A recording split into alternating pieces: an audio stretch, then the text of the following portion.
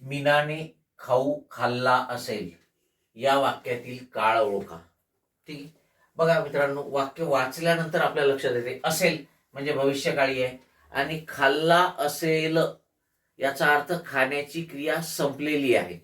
मग भविष्यकाळ तर आहेच आणि क्रिया संपलेली आहे म्हणजे याचं उत्तर जे आहे ते येणार पूर्ण भविष्यकाळ. काय येणार?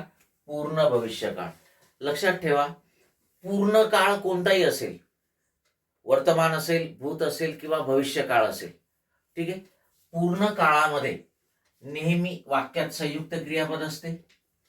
संयुक्त क्रियापदातील धातुसाधिताला ल प्रत्यय असतो आणि पुढे त्या त्या काळातील सहाय्यक क्रियापदाचं रूप असते. जसं की इथे भविष्यकाळ आहे म्हणून असेल. जर आपल्याला लक्षात घ्या, पूर्ण भविष्य काळामध्ये आपण वाक्य केलं मीनाने खाऊ खाल्ला असेल. ठीक आहे. याचा अर्थ भविष्यात ती क्रिया पूर्ण दाखवलेली आहे. आता आपण या बाकीच्या प्रकारामध्ये सुद्धा या वाक्याला रूपांतरित करू. लक्ष द्या, अपूर्ण भविष्यकाळ.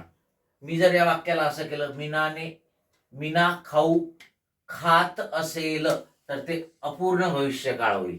खात असेल म्हणजे क्रिया अपूर्ण आहे आणि भविष्य काळातली आहे. अपूर्ण वर्तमान काळ, मीना खाऊ खात आहे. खात आहे म्हणजे खाण्याची क्रिया संपलेली नाही, अपूर्ण आहे आणि म्हणून त्याला आपण अपूर्ण वर्तमान काळ म्हणणार. अपूर्ण भूतकाळ. ठीक आहे.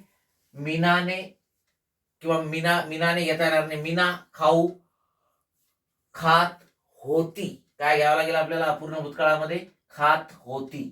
लक्षात आलंय का?